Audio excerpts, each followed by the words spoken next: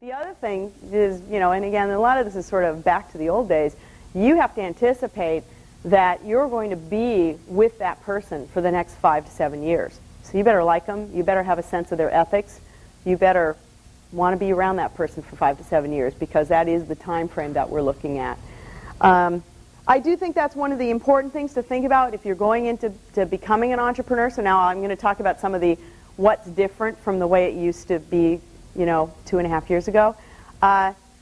Number one, you actually have to work for a living. It's really, it's really difficult to say, but it's hard and it'll probably take a long time. I think the idea of 3 years to a liquidity event is kind of gone. And I think for most of us who've been around, my partnership is filled with, as I like to call them, recovering entrepreneurs. Most of us were CEOs of companies and sold our companies, took them public, what have you, and became venture capitalists.